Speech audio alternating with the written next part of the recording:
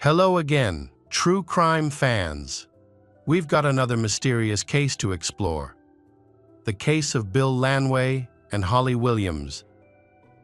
In the early morning hours of March 12, 2020, a man called the police and reported that he had seen a car roll down the embankment and hit a tree at a construction site in southwestern Tennessee, USA. The witness was concerned that there might be injured people inside. He noticed two people in the car, but could not clearly identify. He believed there was a man and a woman inside. While waiting for the police and ambulance to arrive, he moved closer to the car. The witness said that neither person showed any signs of life. However, he noticed something unusual about their position in the car. Both victims were sitting in the back seat, indicating that they were not the drivers. It appeared that they had been thrown into the car and then pushed off the road. When the ambulance and police arrived, they found a man and a woman inside the car. The circumstances surrounding the tragedy did not match a typical car accident. Meanwhile, the car accelerated as it went down the embankment and the airbag deployed when it hit a tree. Forensic experts examined the evidence found in the cabin. The marks were found to be unusual for a typical car crash, and no documents were found among the victims' belongings in the forensic lab. They quickly identified the victims as Holly Williams, 30, and her ex-boyfriend, Bill Lanway, 36. The police ran their background checks and discovered that just a week before their deaths, Bill had been arrested for assault and was facing domestic violence charges. Holly filed a lawsuit against him. Holly had been the victim of manipulation that escalated into violence and physical abuse. After Bill hit her in December, they broke up. Holly's decision to end the relationship angers Bill, who begins stalking and threatening her. Leading to several violent confrontations, Holly becomes increasingly fearful for her life. One day, after returning from work, she discovers her dog dead, although she cannot prove that Bill was responsible for the animal's death. She believes he was involved. Their relationship is extremely abusive, with Bill resorting to violence to resolve conflicts. The couple had a history of disagreements and breakups throughout their relationship. But Bill always manages to convince Holly to come back to him. He uses the usual tactics, such as promises to change, apologies, and gifts. When police interviewed people close to Bill, many described him as a difficult person with a quick temper. It was suggested that his actions were considered a potential motive for his death. He may have angered someone or provoked violence, however. This did not clarify the circumstances surrounding Holly's death. Holly was very different from Bill. She was calm and avoided conflict. Furthermore, Holly and Bill had not been in contact recently, making it unclear why they were together at the time. It was discovered that their relationship had become increasingly strained, to the point that Holly had installed multiple surveillance cameras in her home. This seemed to be related to Bill's stalking, but the police soon discovered surprising details. The police reviewed the surveillance camera footage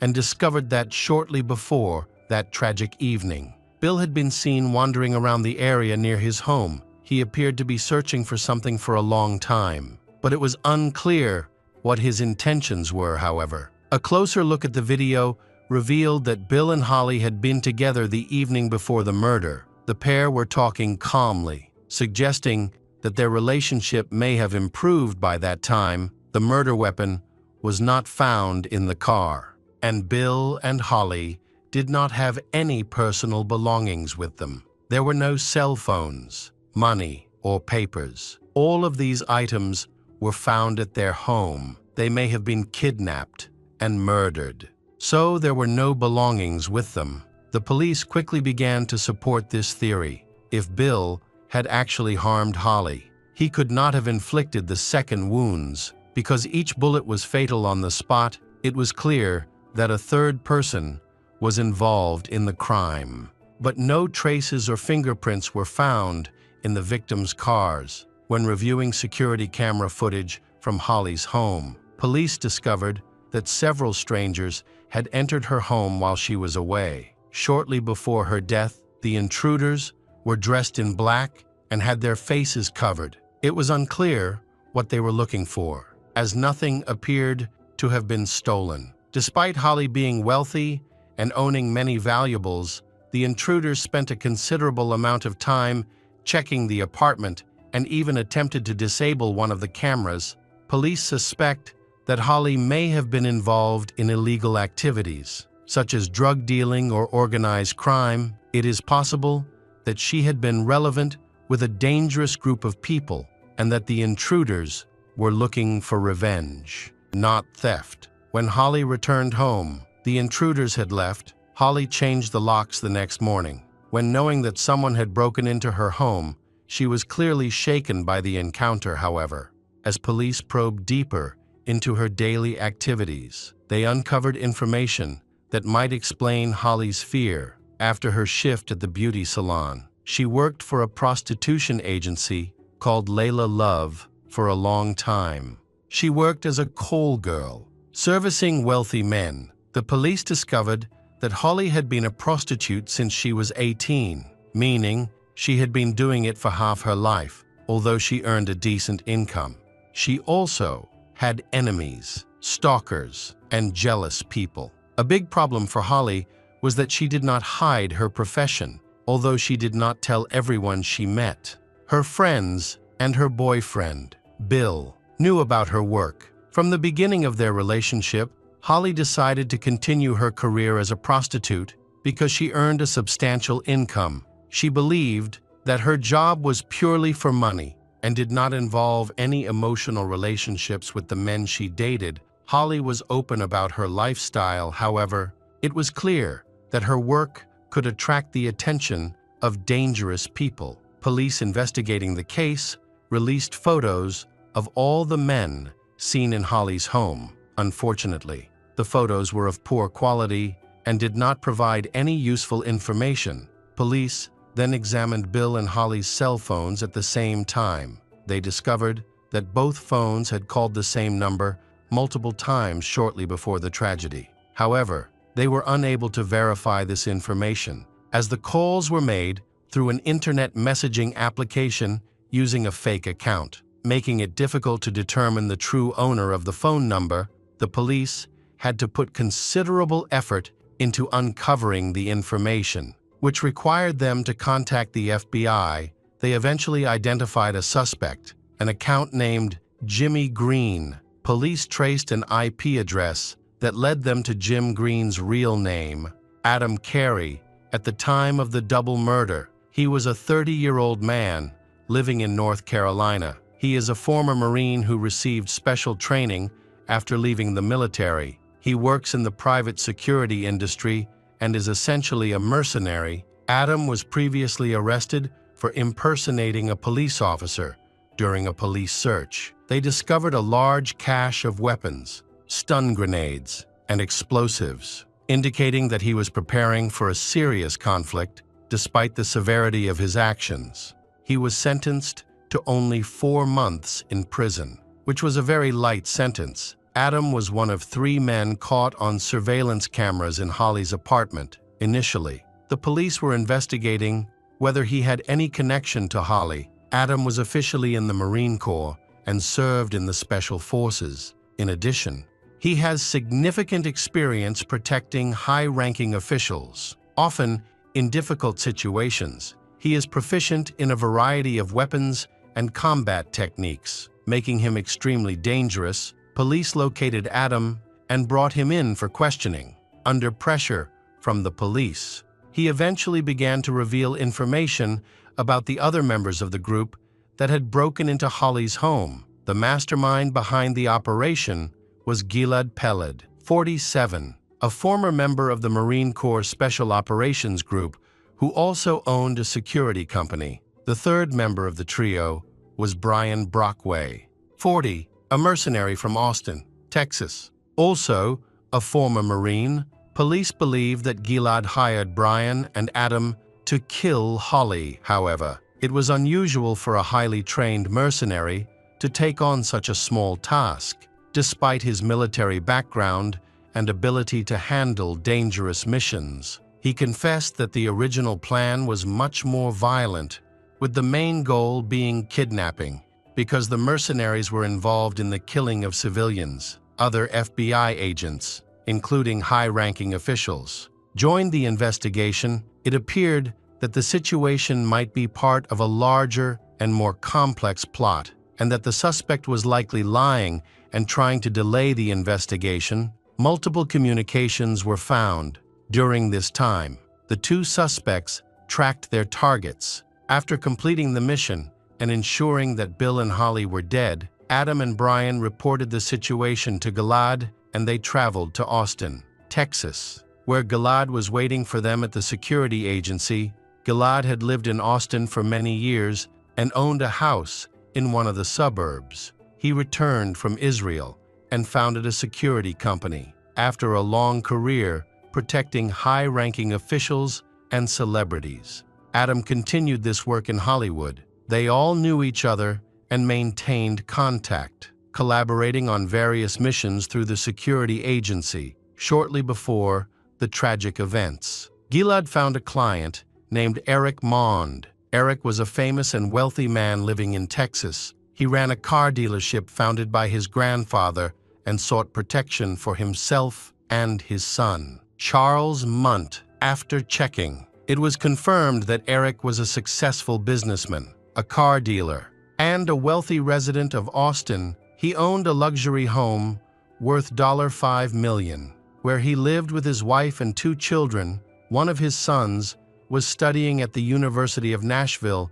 in early 2020. Eric planned to visit his son. He came with Adam and stayed at one of the most expensive hotels in the city. Later, the police discovered that Eric had invited Holly to his room. He found her online and arranged this meeting. It wasn't their first time. Eric met Holly regularly under the pretext of visiting his son, and they communicated via email. Holly then arrived as planned, and Eric and Holly spent the night together at the hotel. Eric was smitten with her. After Eric returns to Texas, he suddenly receives a threatening text message from a man demanding $25 to keep quiet. The man's threat implies that Eric's relationship with Holly will be revealed to his wife if he doesn't pay. Eric is a famous and wealthy man. He wants to keep his personal mistakes a secret to protect his family and reputation. So, Eric decides to ask Gilad for help.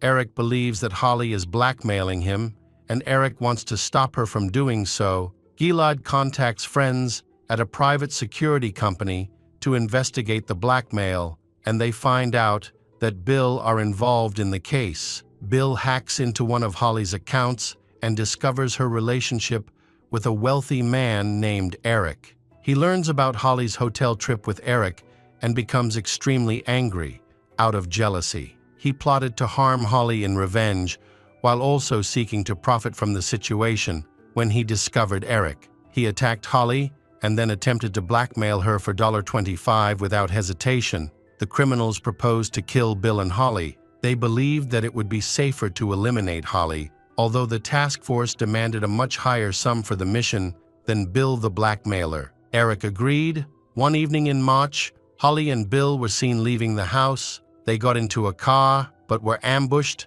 As soon as Bill started the engine, several attackers surrounded the car. The couple were then forced into the car and kidnapped by the attackers. Brian and Adam drove to a nearby construction site, where they killed Holly and Bill and abandoned the car. As the investigation unfolded, the police tapped Adam and Brian's phones, eventually leading to confessions from all of the perpetrators involved. Notably, they showed no remorse for their actions after the investigation.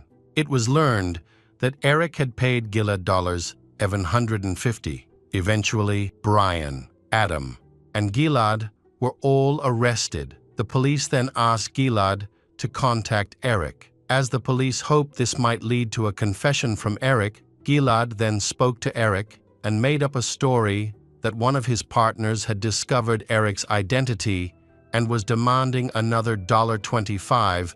Eric offered to get rid of the new blackmailer In the same way Gilad had recently dealt with Bill and Holly, Eric then became extremely angry and shouted into the phone. These pieces of evidence provided valuable information to the investigation. It was clear from Eric's words that the person who ordered the killing of Bill and Holly was willing to agree to kill again, just to ensure his own safety. Holly was arrested shortly after. FBI agents discovered that the plot began in February of last year. They confirmed the facts of the withdrawals and transfers. Supported by recordings of the participants' confessions, on March 5, Eric Mound made an advance payment of $15 to Gilad, who was managing the killer's account, on March 9, and within 3 days, $150 had been transferred to the account. This transfer suggested that the violent plan was about to be carried out. Agents discovered that Eric had sent a total of about $750 to the killers. Eric insisted that he never intended to participate in a murder plot. He claimed that he was a victim of blackmail and could not bear to confront his attacker. His main concern was to protect himself and his family. Eric maintained that he did not order anyone to be killed and blamed the crimes on the incompetence of his mercenaries. After a hearing, the jury sentenced Eric Mound, Adam Carey, Brian Brockway, and led to life in prison without the possibility of parole. Welcome back, mystery lovers. Today's case is going to keep you on the edge of your seat. The case of Gretchen Harrington. Gretchen Harrington was born on June 13, 1967, in Pennsylvania. She was the youngest of 3 daughters, but her family didn't stay in Pennsylvania for long. Soon after her birth, they moved to the small town of Bumo, where her father, a pastor, obtained a job at the local church. Gretchen immediately loved this new town. She spends a lot of time outdoors with her sisters and her new friends. The town was incredibly safe, giving parents felt comfortable letting their children play outside until nightfall. The town of Bumo seemed to be the ideal place for kids from a religious family to grow up. As a result, Gretchen spent a lot of time at her father's church and excelled in Sunday school, consistently earning top grades. On August 15, 1975, Gretchen's mother and newborn sister were set to return home from the hospital. 8-year-old Gretchen was excited to meet her new sibling. However, her father reminded her not to miss Sunday school, considering her perfect attendance record and high grades. Although Gretchen was hesitant, but she decided to attend church, taking her Bible along. Normally, she would have walked to church with her older sisters, but on that morning, they stayed home. The church was only a short distance away, less than a mile, so she didn't feel afraid to walk alone. The Sunday school lessons were divided into 2 sessions. First, the children gathered at Trinity Church, and after about an hour and a half, some of them, including Gretchen, were to head to her father's church. However, when the kids arrived at the second church at 11:30 a.m., Gretchen's father noticed that his daughter was missing. Thinking that Gretchen might have stayed at the first church, her father called Trinity Church to check. David's wife, a Sunday school teacher and pastor's spouse, answered the call. She reported that Gretchen was not there. She immediately informed her husband, David, about the situation. He was surprised to hear this, as Gretchen had not been in attendance at his Sunday school class that morning. Growing increasingly worried, Gretchen's father asked David to contact the police while he began searching for his daughter. He drove along the route between the 2 churches, checked nearby streets, and reached out to the parents of Gretchen's friends, but she was nowhere to be found. Her friends were all either at church or at home, and Gretchen's best friend, who was David's daughter, hadn't seen her all day. The police quickly launched a search for Gretchen. As people learned about her disappearance, they rallied together to help find her. Since Gretchen's father is a well-respected local pastor, hundreds of volunteers joined the search, many of whom knew and admired him. The volunteers and police scoured the town and surrounding areas, including wooded regions and the riverbank. A police helicopter even assisted the search from above. Despite the extensive search continuing late into the night, but they still couldn't find Gretchen. The search for Gretchen continued to grow the following day, with even more volunteers joining To aid in the search, the police created and distributed flyers displaying Gretchen's photo and details about her disappearance to motorists and along roads. Despite these extensive efforts, the police were unable to uncover any leads or determine what had happened to Gretchen. As the days went by with no new information, Gretchen's disappearance remained a mystery, deeply impacting the town. In the past, it was common for children to have the freedom to roam the streets without adult supervision. They would often spend hours exploring the woods and swimming in the nearby river with no one watching over them, and their parents rarely worried. However, the recent disappearance of Gretchen changed everything, which sparked widespread fear and anxiety among residents. As people tried to make sense of what had happened, various theories emerged. Some speculated that Gretchen might have left home voluntarily, while others believed she may have drowned while swimming in the river. The most disturbing theory, however, was that she had been kidnapped. As a result, parents became extremely cautious, no longer letting their children out without supervision. One mother even went as far as cutting her daughter's hair short to disguise her as a boy. Overnight, the once peaceful town turned into a place of uncertainty and fear. Police have also questioned anyone who may be involved in Gretchen's disappearance. They gathered several new leads from conversations with witnesses. One witness reported seeing a girl who resembled Gretchen near the church that morning, approached by a green station wagon. However, the witness did not see what happened next. Another person shared a similar story, but described a white Cadillac approaching the girl. The police investigated these leads by identifying and checking the owners of matching vehicles in the area. Unfortunately, this did not yield any results. 4 days later, a resident of Westchester, a nearby town, contacted the police after finding children's shorts that matched the description of Gretchen's clothing.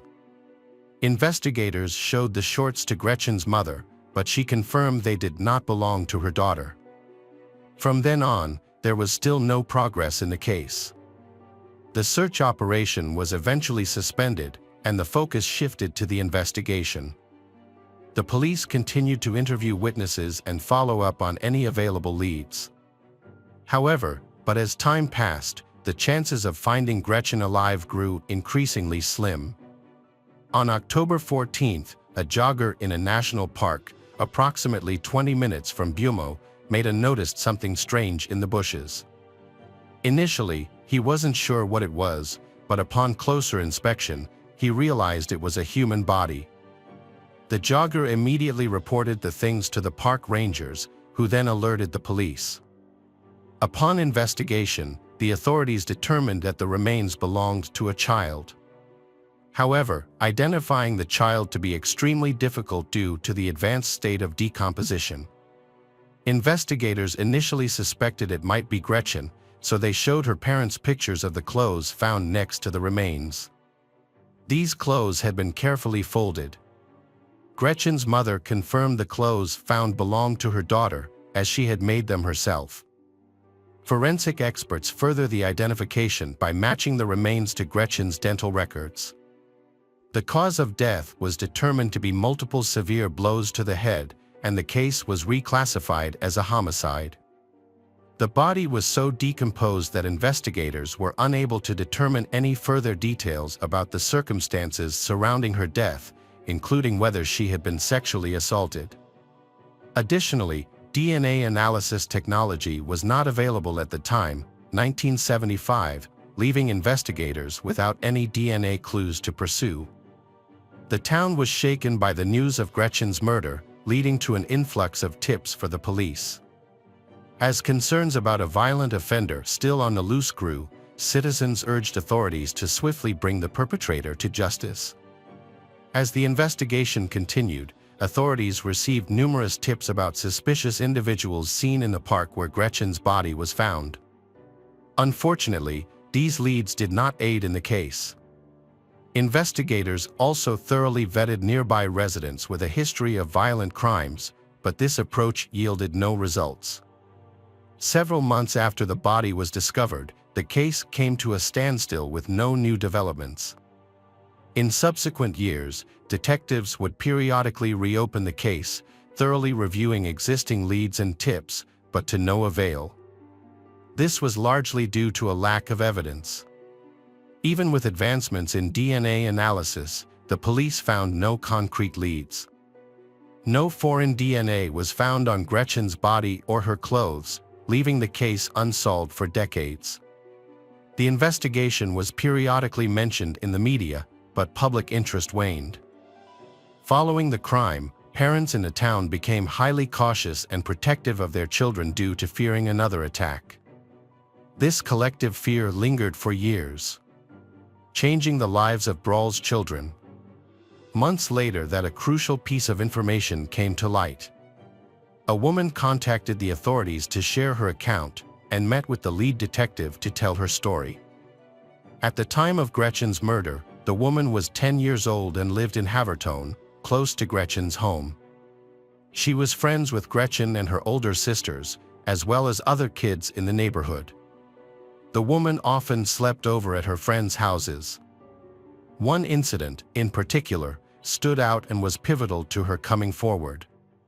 While sleeping over at a friend's house, the woman woke up in the middle of the night to find the friend's father touching her. She then saw him quickly leave the room and was too afraid to tell anyone. However, the same thing happened again the following night. The next morning, she confided in one of her friends, who surprisingly revealed that this was a common occurrence. The friend's father would often come into their room at night. The woman immediately reported this to her parents when she returned home. But instead of contacting the police, they simply forbade her from visiting the friend's house again. This disturbing incident occurred just 1 week before Gretchen's disappearance. The woman shared a crucial piece of information with the authorities: the name of the man she suspected, David Zanstra, a pastor who taught at the Sunday school. However, her account didn't end there. She also shared a disturbing incident involving one of her friends, which happened a month after Gretchen's disappearance. This friend was approached by a man who tried to kidnap, but her friend managed to avoid the situation by refusing to get into his car. The man who made the attempt was none other than David Zanstra. To support her claim, the woman provided detectives with her personal diary from that period. In the diary entry dated September 15, 1975, she recorded a conversation with her friend, who had begged her to keep a secret due to concerns that David might cause her harm. With this new information, the police reopened the case. Upon re-examining the original case materials, detectives uncovered several suspicious details that indirectly pointed to David's involvement. Notably, it was he who initially reported Gretchen's disappearance to the authorities. The pastor David gave investigators a precise description of Gretchen's clothing: dark blue zip-up shorts with front studs and pockets. He also mentioned a white top and braided hair. However, David claimed that he had not seen Gretchen that day. This raised a question: how did he know what she wore, especially since his description's claim was later confirmed to be true after Candy's body was found, as she was wearing the exact same clothes he described. Further investigation revealed that the Sunday school classes were delayed by 50 minutes due to the pastor David's late arrival. This delay would have given him enough time to abduct Gretchen, kill her, dispose of her body in the park, and return to the church to begin teaching. According to David's initial statement, he drove some children in his van to Candy's father's church after the classes, and only became aware of Candy's absence when her father said it out to him. A significant detail in the case was that David, his wife, and their 3 children relocated to another state just months after Gretchen's disappearance. Notably, David owned multiple vehicles, including a green station wagon that drew police attention. A witness had previously reported seeing a similar vehicle near the church on the day Gretchen vanished. Given these clues, detectives decided to interrogate David. At 83 years old and residing in Georgia, David agreed to speak with detectives at the local police station on July 17, 2023. When David realized the detectives suspected him of murder, he initially responded with denial, asking what evidence they had against him. However, the detectives revealed two key pieces of evidence: a woman's testimony about an incident at his house and allegations of him molesting his own daughters. David's demeanor drastically changed. As he realized his dark past was exposed, he stopped denying the accusations and, after 48 years of silence, he began to speak about the murder. According to David's account, on a Sunday morning, he drove his green American Motor station wagon to Gretchen's father's church. There, he saw Gretchen walking outside and offered to give her a ride. Gretchen accepted, likely because their families were friends, and she was also on her way to his Sunday school classes. However, instead of taking Gretchen to the church, David drove her to a secluded park area. He ordered her to undress, but she refused and she asked to be taken home. David then hit Gretchen repeatedly on the head, knocking her unconscious. After Gretchen lost consciousness, David removed her clothes and assaulted her. He then drove her to another park and checked for a pulse, but found none. Believing she was dead, he carried her body into the bushes and covered it with branches. David then returned to the church to teach his Sunday school class.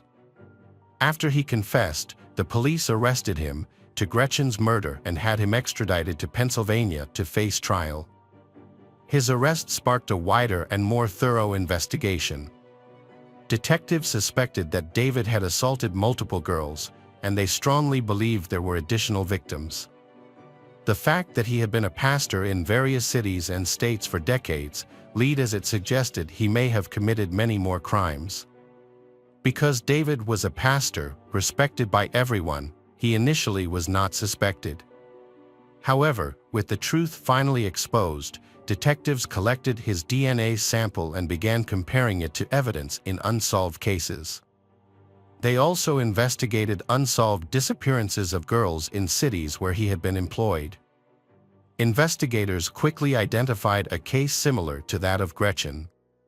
In 1991, 4-year-old Amanda Campbell from California, she vanished from her home in a quiet neighborhood without leaving any clues. Notably, at the time of Amanda's disappearance, David was a pastor in that same neighborhood. Although there is currently no evidence linking him to the crime, police have identified similarities between the two cases, suggesting he could be a suspect. David Zanstra, now 83, is being held in a jail in Cobb County, Georgia. He was denied bail and denied extradition to Pennsylvania, despite he filing an extradition request. Hello friends, welcome to our channel. Today we're going to take a look at another horrible case with you, the case of Nicholas Billingham. Fiona Beale was a kind and friendly woman who was devoted to her job and adored by her students. She lived with her partner, 42-year-old Nicholas Billingham, in Northampton, a large town in England. Fiona and Nicholas had been together for 17 years and, like many couples, they experienced their share of highs and lows. Leslie, a friend of them, described them as content. Leslie recalled that she had thought Fiona was really nice. Leslie mentioned that they hadn't displayed overt affection but seemed happy. Nicholas's history with women suggested that his relationships were often short-lived. His relationship with Fiona ended abruptly in November 2021, but it wasn't due to the usual reasons.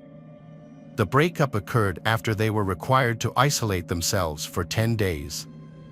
After the breakup, Nicholas maintained contact with his friends and family, revealing to his mother that he had left with a woman named Faye and was happy with his new life. Meanwhile, Fiona completed her 10-day isolation period, recovered and eventually returned to work.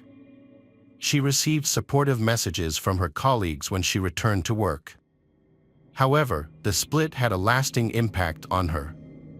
By the end of February 2022, nearly 4 months after the breakup, her mental health began to decline significantly. The memories of Nicholas in her Northampton home became overwhelming, so she decided to move to Cumbria, a 200-mile distance from her previous home. On March 15, 2022, her family grew concerned after reading her text messages. Their worry prompted them to contact the police. The police found Fiona severely injured in a bath at her Lake District Lodge rental.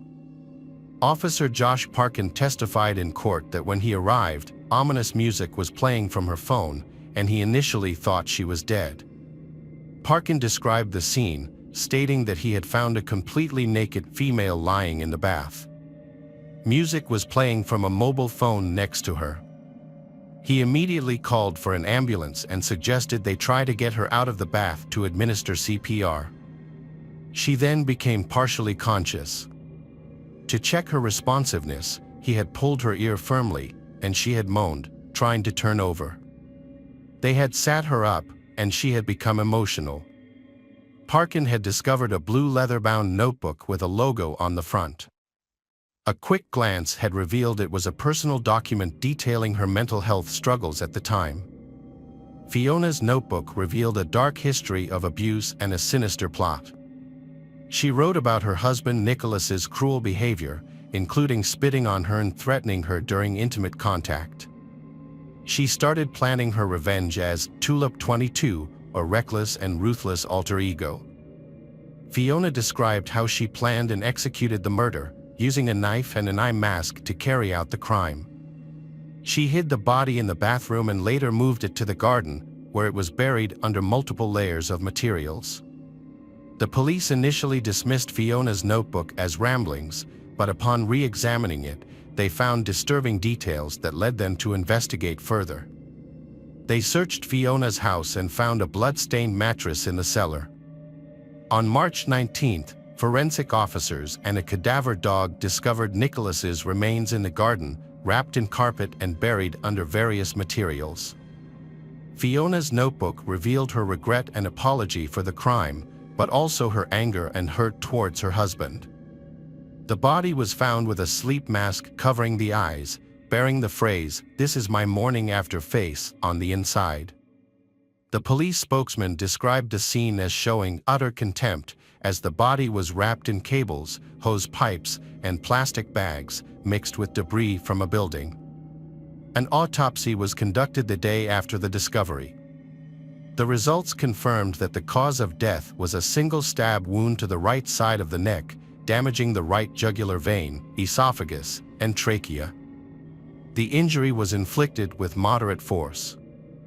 Following the investigation, police arrested Fiona Beale on March 22, 2022, charging her with the murder of Nicholas Billingham. Nicholas's family was shocked and heartbroken when they learned of his death, particularly after discovering that Fiona had sent texts to them and Nicholas's friends from his own phone. Following the police investigation into Nicholas' death on November 1, 2021, it was discovered that Fiona attempted to cover her tracks in the days that followed. As part of her plan, Fiona claimed to infection, which would have given her a 10-day period of isolation, during which she would not be disturbed. Fiona's actions during this 10-day period were inconsistent with the severe symptoms she claimed to be experiencing due to the infection. On November 2, with Fiona using Nicholas's Amazon account, and later her own, to purchase various cleaning supplies, including products for Venetian blinds, a new mop and bucket, heavy-duty trash bags, a new mattress, bedding, clothing, wall art, and mirrors. Later that day, Fiona made changes to her order, adding 3 rolls of duct tape to a delivery that already included multiple cleaning products. She also made a separate purchase at 2:19 p.m., buying heavy-duty gardening gloves, a stainless steel digging spade, and a garden incinerator. These items would later be used to dispose of a body. Nearly 2 weeks after Nicholas's death, Fiona went shopping again. On November 13th, supermarket cameras caught her buying various items, including building materials that she would later use to construct a grave. The police released the CCTV footage of this shopping trip. Fiona also impersonated Nicholas by sending texts to his family and friends for several months. She even invited Nicholas's mother to visit her at home. Nicholas's mother, Miss Valentine, reported that Fiona had invited her over for a Christmas drink on December 23, 2021. Unbeknownst to Miss Valentine, her son's body was buried in Fiona's back garden at the time. Fiona Beale appeared to be living a normal life, showing no signs of depression or trauma after the incident. During the trial, Fiona initially denied any wrongdoing but later admitted to taking Nicholas's life, claiming it was an involuntary act. However, the prosecutor disagreed with her account. He presented evidence that Nicholas had been unfaithful to Fiona throughout their 17-year relationship, cheating on her with multiple women. Despite Nicholas's infidelity, Fiona had taken him back on multiple occasions. The prosecutor revealed that one of Nicholas's affairs had resulted in a child. Instead of leaving Nicholas, Fiona allegedly planned and executed murder, carefully considering how to kill him, dispose of his body, and cover her tracks. She also prepared explanations for his disappearance and her own absence from work on the day of the crime. Defense attorney Andrew Wheeler addressed the jury after the prosecution's opening argument, stating that Fiona had struggled with her mental health for years due to Nicholas Billingham's controlling behavior. He emphasized that Fiona, a 49-year-old woman with a good reputation, was a hardworking and well-liked school teacher who had been in a 17-year partnership with the victim. Wheeler asked the jury to consider how someone with Fiona's good character could commit such a crime. Wheeler stressed that the key issue in the case was her state of mind at the time of the killing. Wheeler explained that Fiona had struggled with her mental health for years and suggested that Nicholas Billingham's psychologically dominating behavior had gradually worn her down. Fiona Beale admitted her wrongdoing. She then shared details about her personal life and relationship with Nicholas at Northampton Crown Court. Fiona revealed that she had been prescribed antidepressants during her university years. She described Nicholas as caring and attentive at the start of their relationship, but claimed he gradually changed over time. Fiona alleged that Billingham's behavior became increasingly controlling, particularly when it came to cleaning. She recalled an incident where she had left a cloth with cleaner on it, which stained a worktop. Although it seemed minor at first, cleaning became a major issue throughout their relationship. Instead of laughing off mistakes, Fiona said she would get scolded by Billingham. She also described how meal times became rigid and inflexible, with everything having to be exactly as Nicholas wanted it. Over time, this behavior escalated and continued until the end of their relationship. Even small things, like the way items were placed in cupboards, became a point of contention, with Nicholas insisting that they face outwards. Fiona testified that Nicholas's behavior escalated from joking insults to cruel comments, which made her lose confidence. She also shared that before taking Nicholas's life, she warned him that she would kill him if he ever treated another woman the way he treated her. The judge stated that considering the severity of the crime, he sentenced Fiona to a minimum of 20 years in prison. Hello friends, welcome to our channel. Today we're going to take a look at another horrible case with you. The case of Jaden Parkinson. Jaden Parkinson was born on September 26, 1996, in Folkestone, UK, as the youngest of 3 siblings in a troubled family. Her parents' relationship was marked by discord. Jaden's mother, Samantha, recounts that her children were exposed to unsettling experiences. When Jaden was just 7 years old, her parents divorced, and she initially lived with her father. Despite this, she maintained a close bond with her mother, with whom she would talk every night over the phone. As Jaden entered her teenage years, her lifestyle became increasingly turbulent. According to Samantha, Jaden's father gave her excessive freedom, which led to her involvement with a crowd that encouraged smoking and alcohol consumption. Jaden would periodically live with her father, and then with her mother. At the age of 13, she ran away from home, seeking refuge with her mother and expressing a desire to live with her. Ultimately, the family court ruled in favor of Jaden's wish, allowing her to stay with her mother. Jaden had a difficult time at school, often clashing with teachers and resenting attempts to control her behavior. In her personal life, she was in a romantic relationship with Ben Blakely, whom she met at 14. Despite their significant age difference, Ben was 20, Jaden's mother was unable to intervene. Initially, Jaden and Ben's relationship was loving and romantic, but it gradually became strained and controlling. Ben exerted significant influence over Jaden's life, dictating her appearance, including what clothes she wore and whether she wore makeup. He also isolated her from her family and friends, causing Jaden to move out of her mother's house and into a hostel for women escaping domestic violence. Ben exerted total control over Jaden's life, despite being banned from her hostel. They frequently argued, and the hostel staff were even warned about Ben's aggressive behavior towards her. Jaden was trapped, needing his permission to do anything. Ben took away her phone, convincing her that she only needed him and his love. Ben dictated who Jaden could talk to, forbidding her from interacting with men. He monitored her social media, and she eventually stopped attending school. His grip on her life was so tight that he even restricted her from leaving her room to use the toilet. Jaden's daily phone calls with her mother dwindled to just 1 or 2 conversations per month.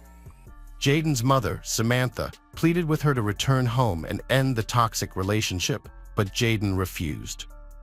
Ben's control over Jaden was both psychological and physical. She was often seen with bruises on her face. On November 30th, 2013, Jaden called her mother to reveal that she was pregnant. Jaden hoped that having a child would change Ben's attitude towards her and his lifestyle for the better. She thought the baby would bring them closer together and that Ben would go back to being the person she fell in love with. However, Ben did not live up to her expectations. Instead, he revealed his true nature once he had complete control over Jaden.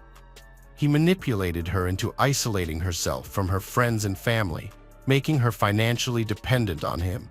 He even went so far as to restrict her movements, not allowing her to leave her room, even to use the toilet. Meanwhile, Ben was dating other girls behind her back, controlling them psychologically and physically as well. When Jaden's mother, Samantha, found out about her pregnancy, she asked Jaden to come back home, but Jaden refused, not wanting to cause her mother any more trouble. When Jaden told Ben about her pregnancy, he became angry and denied being the father of her child. Before she vanished, Jaden was being threatened by Ben, who claimed he would post intimate photos and videos of her on social media. In the days leading up to her disappearance, Jaden reported Ben to the authorities, fearing he would follow through on his threat. At the time, Ben possessed 30 explicit photos and 13 videos of Jaden, which she desperately wanted to keep private. On December 3rd, Jaden failed to return to her hostel, prompting staff to launch a search. Given their awareness of Jaden's personal issues, they contacted her mother, Samantha, by phone, but she was unable to provide any information about her daughter's whereabouts. A missing persons report was filed with the police just after midnight on December 4th, 2013. After learning about Jaden's tumultuous personal life, investigators reached out to Ben to see if he had any information about her disappearance. However, he was hostile and hung up on them multiple times, claiming he couldn't assist and had no idea where Jaden might be. Jaden had a troubled upbringing and frequently clashed with her family, even running away from home on several occasions. Given this history, her initial disappearance didn't raise immediate red flags during the investigation. On December 4th, police arrested Ben Blakely, but it wasn't related to Jaden's disappearance. Instead, Jaden had previously reported Ben to the police, fearing he would post intimate photos of her online. The investigators who spoke with Ben were unaware that he was also a person of interest in Jaden's disappearance case. After being arrested, Ben denied plans to share Jaden's photos online and was released on bail that same day. Samantha, Jaden's mother, took action by distributing flyers with her daughter's picture and using social media to raise awareness about her disappearance, hoping someone had information about her whereabouts. Meanwhile, the police reviewed surveillance footage to track Jaden's last known movements. They obtained CCTV footage from her hostel, which showed her leaving to meet Ben, but not returning. This was on December 3rd. Further investigation revealed that Jaden was next spotted at Oxford railway station, where CCTV footage captured her walking in with Ben. The footage didn't show anything suspicious. By tracing their journey, investigators discovered that Ben and Jaden took a train to Didcot, a town about 10 miles from Oxford. The last known location of Jaden was at the train station in Didcot, where footage showed her and Ben exiting the building. Jaden would typically reach out to her family within a day or two after running away from home to let them know she was safe. However, this time was different. Despite the passing days, Jaden failed to contact her family or friends, and her social media accounts remained inactive. The CCTV footage showing her boarding a train with Ben made him the prime suspect in her disappearance. The police were convinced that Ben knew Jaden's whereabouts and what had happened to her. The footage also revealed Ben returning to the train station alone, but Jaden was never seen alive again. On December 10, 2013, a week after her disappearance, the police arrested Ben Blakely. The investigators wanted to question Ben to determine what had happened to Jaden after they left the train station in Didcot together. At the time, the police considered two possibilities. Jaden might be hiding, or Ben could be holding her against her will. During the interrogation, Ben was very confident in his responses. He claimed to have no knowledge of his ex-girlfriend Jaden's whereabouts, stating that they had broken up and she had moved on to a new relationship.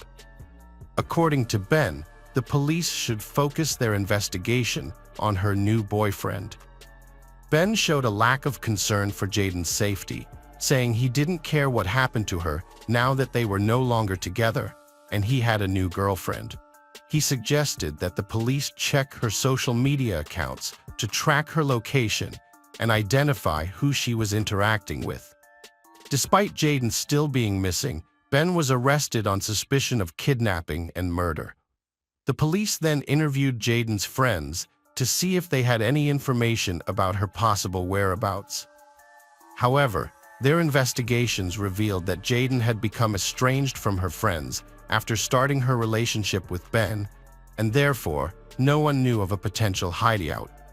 A crucial break in the search for Jaden came when a taxi driver from Didcot contacted investigators. He reported that on December 4th, around 1 a.m., he picked up a young man on a dirt road who was struggling with a large, heavy suitcase covered in mud.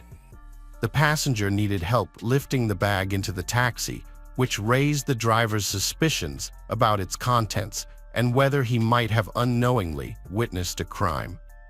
Further investigation revealed that the passenger had called the taxi using Ben Blakely's mobile phone. When police questioned Ben about this new evidence, he refused to answer any more questions.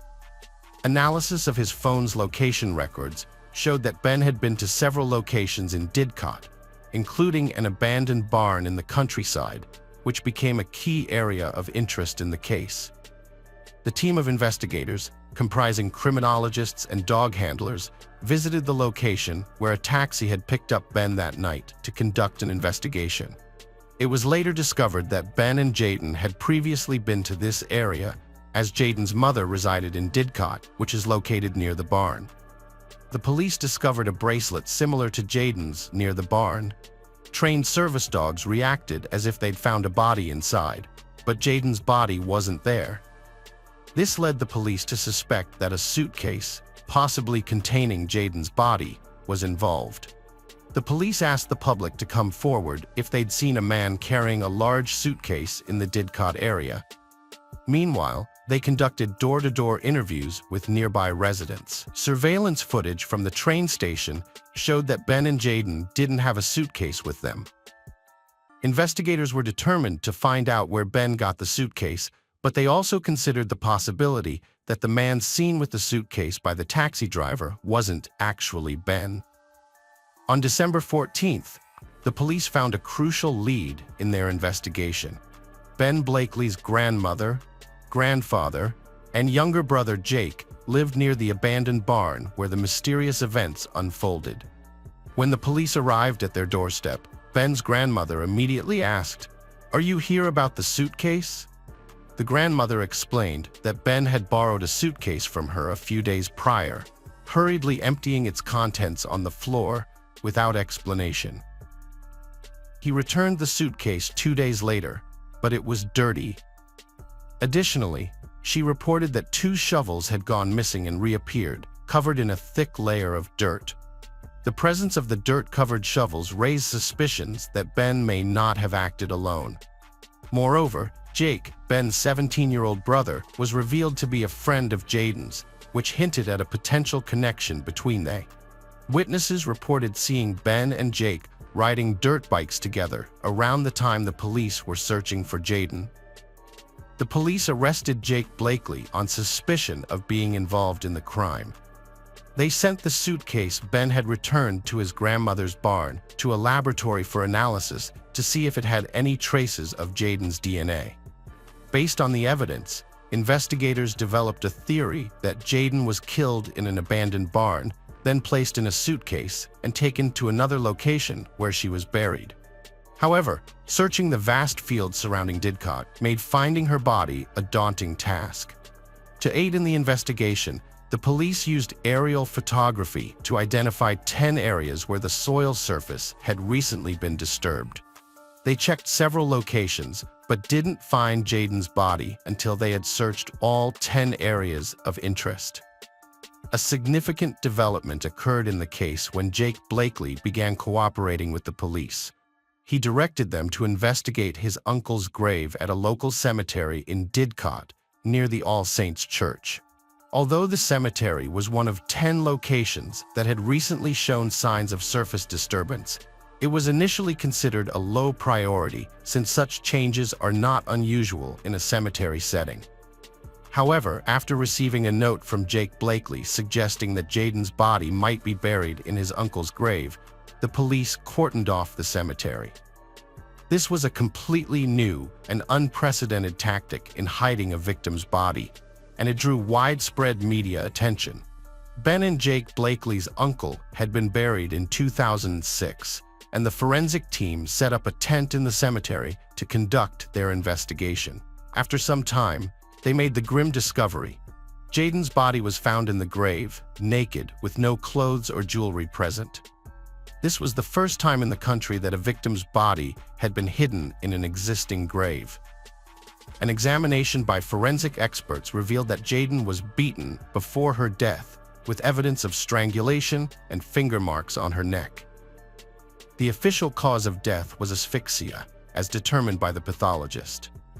While in prison awaiting trial, Ben Blakely had a change of heart after speaking with the prison chaplain.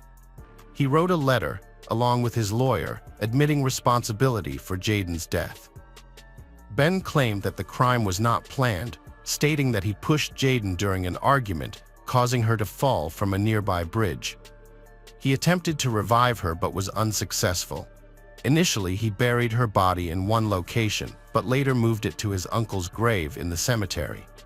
However, the autopsy contradicted his story, showing blunt force injuries to her face and asphyxia as the cause of death, with no signs of a fall from a height. It meant Ben Blakely was dishonest to avoid responsibility for his actions. However, the truth came to light during the trial, which started on June 23, 2014, after Jaden's father had passed away due to heart problems. Blakely showed no remorse for taking the lives of Jaden and her unborn child.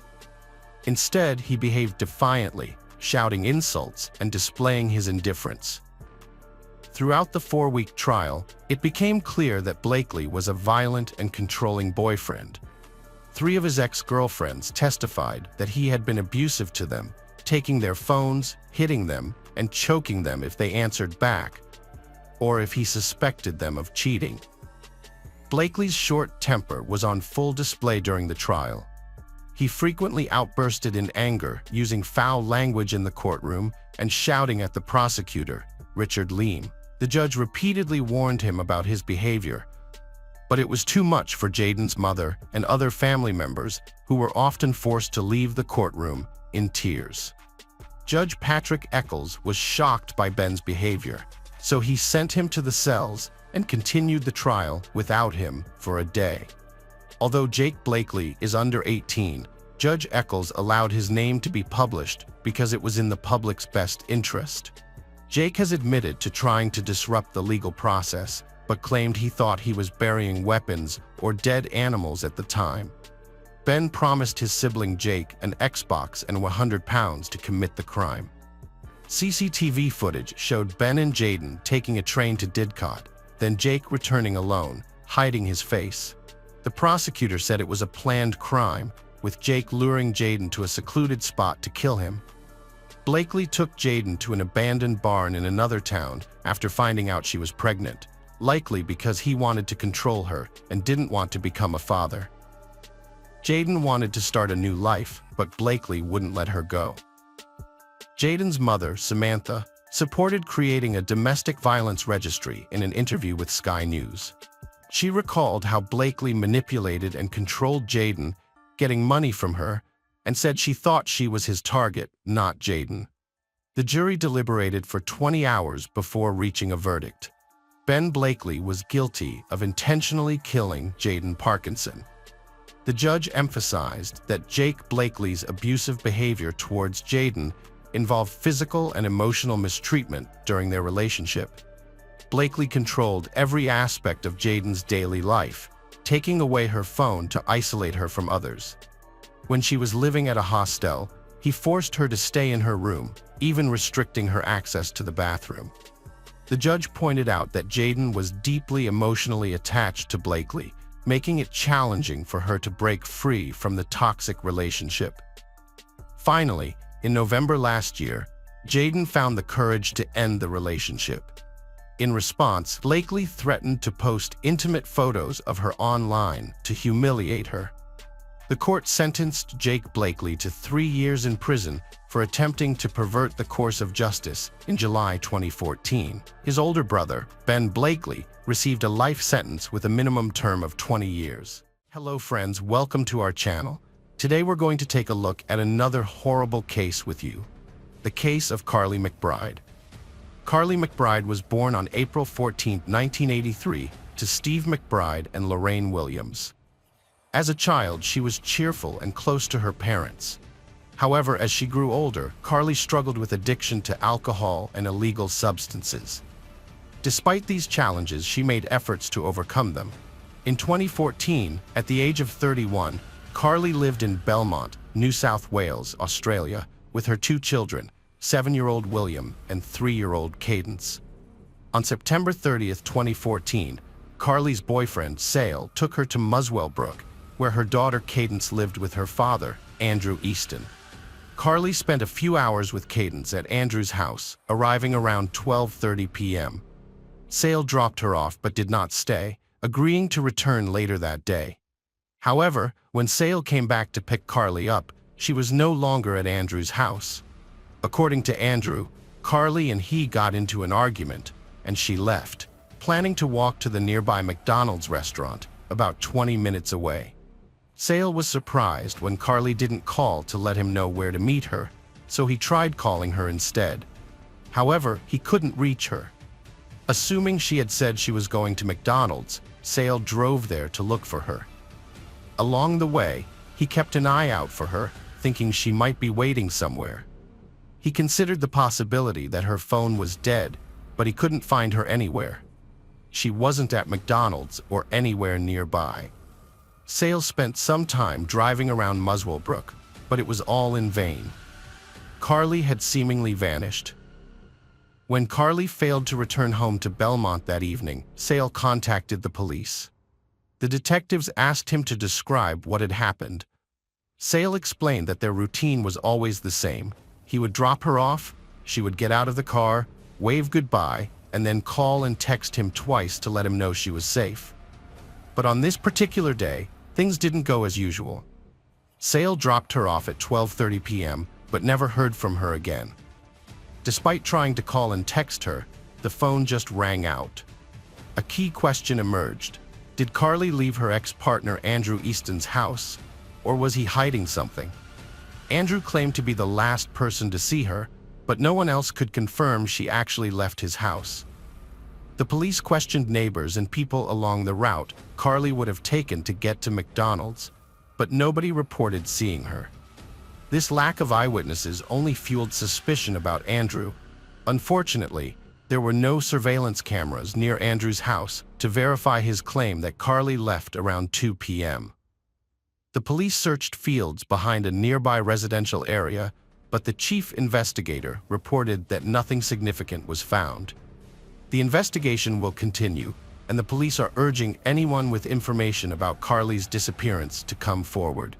She was last seen wearing blue jeans, sandals, and a yellow t-shirt, and carrying a tan handbag. Police investigators obtained a search warrant and thoroughly searched the house where Carly was last seen, looking for clues that could help explain her disappearance. Despite their efforts, they found no evidence of criminal activity or new leads. However, they did stumble upon a suspicious discovery. Carly's Facebook account had been deleted just a few hours after she went missing, and before anyone had even reported her disappearance to the authorities. This mysterious deletion sparked a lot of questions and prompted further investigation.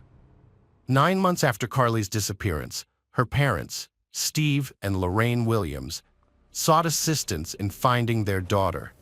With the help of Detective Timothy Seymour, they made a public appeal, requesting any information that could aid in the case.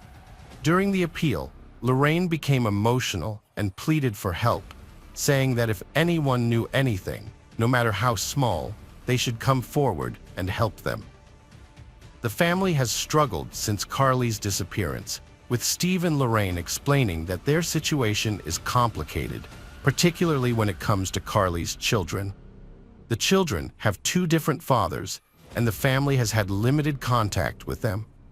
Steve and Lorraine hope that this will change, allowing them to reconnect with their grandchildren. Lorraine expressed the deep sorrow of Carly's children, who would never again experience their mother's loving kisses, warm hugs, and laughter. They were unable to say goodbye, and their memories were frozen in time. She described the family's pain and frustration, feeling trapped in limbo, and emphasized their need to find Carly and give her dignity and respect in death. Carly's children, William and Cadence, needed to know what happened to their mother to heal and move forward, free from the burden of pain and uncertainty. Lorraine begged for the truth, expressing that while her daughter was gone, her children needed closure and justice. She implored the responsible person to come forward, break their silence, and let the family find peace. The police shifted their focus to Sale Newson, another possible suspect, as they were unable to connect Carly's disappearance to her ex-partner, Andrew Easton. Investigations revealed that Carly and Sale's relationship was troubled. Sale was extremely jealous, which often sparked their arguments, despite their relatively short time together. Although Sale publicly claimed to be deeply in love with Carly, saying she was the first woman he had loved in 14 years, his actions told a different story. He started intimate relationships with other women almost immediately, even offering sex to several women just hours after reporting Carly missing. On October 2nd, just 2 days after Carly's disappearance, Sale spent the night with another woman, yet in public, he pretended to be grief-stricken over losing the love of his life. Detectives also learned that Sale and Carly had an argument 2 days before she vanished, triggered by Facebook messages from other men. However, while this evidence was suspicious, it was still circumstantial, and the police needed more concrete evidence to bring charges against Sale Newson. In 2015, authorities searched 3 properties in Muswellbrook and Scone, Wales, seizing 3 firearms, illegal substances, and arresting 24-year-old James Kineen, unrelated to Carly's disappearance, but a notable name in the investigation. 2 years after, On September 30th, 2014, the police investigation had stalled with no new leads. But on August 7, 2016, a major breakthrough came when two pedestrians stumbled upon human remains in a shallow grave in a bush off the road near Scone. Forensic analysis confirmed that the remains were indeed those of Carly McBride. The police waited 4 days before announcing the discovery, hoping to gather more evidence. Carly's parents, who are still grieving, are asking the public to come forward with any information they might have. They are thankful for the help that led to finding their daughter's body, but they still want to know who was responsible for her disappearance and are seeking closure. Over 10 months, investigators probed a case leading to Sale Newson's arrest warrant on June 19, 2017. After his arrest, Newson denied involvement in Carly McBride's death. Authorities also charged James Canine, 26, for helping Newson dispose of the body. The three knew each other from a rehab center for addicts, staying in touch despite leaving at different times. The trial of Sale Newson began in 2018 and lasted for years due to limited evidence. Prosecutors claimed Newson attacked Carly in a jealous rage, causing her death. Forensic experts found she died from multiple blunt force trauma, including 23 skull fractures and 13 torso and spinal fractures. The judge ruled Newson's actions caused Carly's death, noting he had claimed to be a skilled mixed martial arts fighter with 20 undefeated fights. The judge concluded Carly died from severe brain trauma caused by a high degree of force to the head, likely inflicted by Newson's fists, feet, or objects. During a search of Newson's house, police found a map in a shoebox under the bed with a circle around Muswell Brook and Scone, where Carly's remains were later found. The map also had numbers 1, 2, and 3 written on it, which a senior constable linked to point-to-point cameras. Newson mentioned to Carly's father that the skeleton was missing hand bones, a detail only known to the police, Carly's parents, and the forensic medicine department. This suggested Newson was familiar with the crime scene and had left Carly's body there. The clothes on the remains matched what she wore on the day she disappeared, indicating she died soon after leaving her partner's house. The police couldn't find her purse and phone. When police searched Newson's mobile phone, they discovered he had deleted Google location services between September 18th and October 2nd, 2014. During the trial, the investigators learned that the photo of Carly, which Newson took on the way to Muswell Brook and later used in missing person flyers, was edited and cropped even before the police received the report of Carly missing. When the search for Carly began, Newson offered a $20,000 reward for information about her whereabouts. However, his bank account showed he was broke, which meant he offered the reward only because he knew no one would ever find her. Thus, he wouldn't have to pay. Newson injected himself into the police investigation from the start, trying to deflect suspicion onto others and attempting to get information about where police and other emergency services would be searching. He also conducted a canvass of the neighboring streets, searching for CCTV or witnesses, which police said was done not to find information, but to suppress it and to determine if anyone had seen him intercepting Ms. McBride. While volunteers and police searched for her around Muswell Brook and handed out missing person flyers, Newson was in Sydney messaging friends about how he was driving an Audi R8. The more investigators dug into Newson, interviewed him, looked at his Facebook messages, listened to his phone calls. After examining his internet search history, investigators discovered that he was looking for information on how to delete a Facebook account. His account remained active, but Carly's account got deleted shortly after. Although all the evidence was circumstantial, the prosecutors said they did have puzzle pieces that began to reveal a picture when put together. Eventually, these pieces turned into an irrefutable case, ruling out any other possible explanations for how Carly McBride disappeared and how her body was about 82 feet from the side of the road. The judge found that Newson's motive for suddenly and violently attacking Carly was jealousy. Newson had gone to pick Carly up from Muswellbrook, expecting her to have spent time with her daughter as planned. Instead, he discovered she had met her ex-partner for 90 minutes. This revelation allegedly triggered a fit of jealousy in Newson, leading him to brutally attack Carly. Carly's mother, Lorraine Williams, recounted the immense grief and anxiety she experienced during a 2-year wait for justice. A wait that ended with the devastating realization that her happy and outgoing daughter would never come home to her 2 young children. When she finally saw Carly again, it was in the morgue, an experience she described as the worst day of her life. In December 2021, 43-year-old Newson was found guilty and sentenced to 27 years in prison with the possibility of parole in 2038, nearly 7 years after reporting Carly missing. Despite the guilty verdict, Newson maintained his innocence, stating to the judge. Newson's accomplice, James Canine, also denied his involvement but was found guilty by a jury in July 2022. The judge determined that Canine had lied to police 3 times to create a false alibi for Newson and deleted phone data to conceal his actions. At the time of his involvement in the Carly McBride case, Canine was already in prison for illegal weapons possession and prohibited substances. In November 2022, he was sentenced to 7.5 years in prison with a 4-year parole period, showing little reaction to the news. After the trial, Carly's parents expressed relief that justice had been served, but they also acknowledged that no matter the outcome, they would never be able to get their daughter back. Hello friends, welcome to our channel.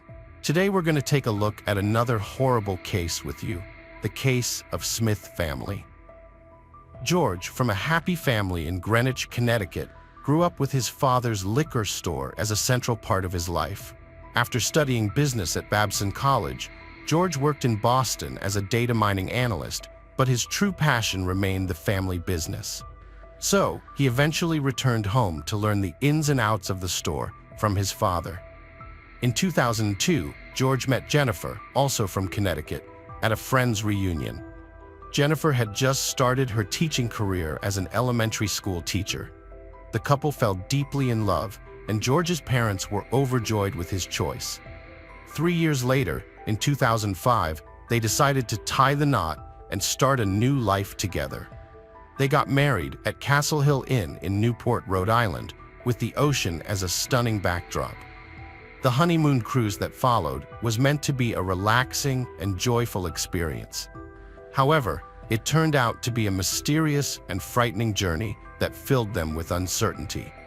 George and Jennifer met Josh, a 20-year-old from California, and another couple on a cruise ship. Josh quickly became friends with George, and on July 1st, the group decided to spend the day together on land when the ship reached the Italian coast. They had an amazing time exploring the island, trying local food, and creating unforgettable memories. That evening, George and Jennifer met up with their friends again on the ship and decided to have a fun night, enjoying appetizers and drinks before heading to the casino. George and Josh played craps while Jennifer played poker. Although they lost a significant amount of money, they didn't regret it, joking that it was part of their honeymoon. The last time George was seen on video was leaving the casino around 2:30 a.m. Tragedy struck on the morning of July 5, 2005, on the Greek island of Mykonos. George, 26, vanished. The ship's captain searched the cabin where strange footprints were found, as well as the deck, but George was nowhere to be found. The available evidence suggested that something serious had happened, possibly involving violence. The news spread quickly, causing alarm among the passengers. Deck 7 was sealed off, and no one was allowed in or out of their cabins. After discovering blood, it was assumed that George and Jennifer had mysteriously disappeared. The senior officer took charge of the investigation, searching their stateroom for clues. One possibility was that George might have fallen overboard. Meanwhile, the search for the young couple continued. By 10 a.m., Jennifer was found where she was having a pre-booked massage. She seemed surprised and concerned, claiming to be unaware of her husband's whereabouts and that she hadn't seen him since the previous night. She revealed that when she woke up that morning, her husband wasn't there. But she didn't search for him, assuming he was with friends or in another cabin. At noon, Turkish authorities arrived on board to begin an investigation, and the ship's captain reassured the anxious passengers, expressing hope that the situation would be resolved soon. The police investigation into George Smith's disappearance began with his wife Jennifer, who was agitated and seemingly unaware of her husband's whereabouts. She told them that men in white uniforms from the Royal Caribbean had come to her door, saying George might have fallen overboard. Traces of blood were found on the boat's awning, suggesting something terrible had happened. The investigators focused on cabin, which was in disarray, with signs of a possible struggle. They found small drops of blood on the carpet and towel, as well as fingerprints on the balcony railing. Turkish investigators discovered 2 small bloodstains on the bedding, which were identified as George's blood. All evidence pointed to George being harmed inside the cabin before he vanished mysteriously. A chair on the balcony had been moved, suggesting someone had sat there, which raised suspicions that George might have fallen from the balcony. However, the high railing and blood on the awning and inside the cabin also hinted at a possible murder. The investigators started to reconstruct the events of that night, trying to figure out who George was with and what led to the tragedy. They questioned the group of young men who had spent time with the newlyweds the previous night. The men revealed that George and Jennifer had consumed too much alcohol, and they had helped him back to his cabin, where they put him to bed and left him alone. However, there were discrepancies in Josh Askin's testimony. He claimed to have seen Jennifer leave with a casino employee named Lloyd, but video footage showed Jennifer stumbling away at 3:30 a.m., leaving George with her new friends. Lloyd's key card data indicated he returned to his cabin at 3:25 a.m., contradicting Josh's account. The investigation continued, with each new detail adding more mystery to the story. It was discovered that Greg Rosenberg, a 19-year-old with Russian roots, had been part of the group that night.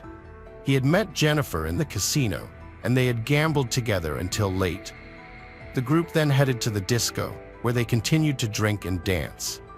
As the night wore on, the group members began to disperse to their cabins, but not before they were visibly drunk and rowdy. The events of the night became increasingly unclear, with different witnesses providing conflicting accounts. After the cruise ship staff refused to serve 2 intoxicated visitors, Josh and his friends remembered they had brought a bottle of absinthe from the island of Mykonos. However, crew and passengers were not allowed to consume their own alcohol on board. Josh went to retrieve a special bottle of absinthe from his cabin, which had an unusually high alcohol concentration of over 70%. George hid the bottle in his shorts to avoid detection. Around 3 a.m., when the ship was quiet, a janitor caught the group, including Josh, George, Greg, Zach, and Rostislav, drinking the absinthe. This incident became a key part of the investigation. Jennifer, who had appeared relatively sober, began to stagger and eventually leaned on the casino manager, Lloyd. Her behavior was misinterpreted by some witnesses, who thought she was either trying to keep her balance or flirting. Later, Jennifer got into a conflict with her husband George, which ended with her hitting him. It was unclear whether this was done in a playful or angry manner. Jennifer left the disco around 3:30 a.m., stumbling and visibly intoxicated.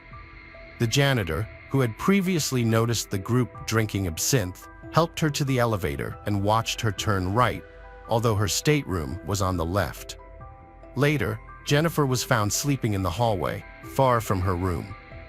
2 guards and a female duty officer used a wheelchair to return her to her quarters. When they arrived, the clock showed 4:52 a.m., but George was not present. The curtains on the balcony doors were tightly closed, despite the breeze. This raised questions about George's whereabouts. Deputy Chief of Police Chit Hyman and his wife, who were staying in a neighboring cabin, reported hearing a noise on their floor around 4 a.m. they heard loud noises from the newlyweds' stateroom, followed by brief silence, loud talking, and an argument on the balcony. Chit Hyman called guest services to report the noise and pounded on the wall to try to quiet the disturbance. He then saw 3 unknown men outside the cabin, but did not see George or Jennifer. Several passengers reported hearing a loud noise that sounded like a body hitting the ship's canopy, followed by a woman's scream. However, none of the witnesses had conclusive evidence that a woman was inside the cabin at the time. The investigation raised questions about whether one of the men who entered the cabin might have stayed behind to steal from the newlyweds. The key card records confirm that George and his friends entered his stateroom at 4:05 a.m., according to their testimony, but there is no record of them re-entering the cabin afterwards. This has led to several theories about what might have happened to George Smith. One theory is that George was the victim of a robbery. George and his wife Jennifer had been drinking heavily that night, and by 3:30 a.m., they were no longer able to return to their cabin on their own, suggesting they may have been drugged. Witnesses claimed that George and Jennifer had large sums of money, possibly received as wedding gifts or casino winnings, and that they wore expensive jewelry, including a Breitling watch and an engagement ring. It's possible that their quarters were turned over, and the traces of blood on the sheet could have come from an attempt to remove George's watch. Another theory is that George's death was related to the effects of alcohol and hallucinogens. The captain suggested that George might have had an accidental fall while drunk, and experts noted that absinthe could cause hallucinations in high concentrations.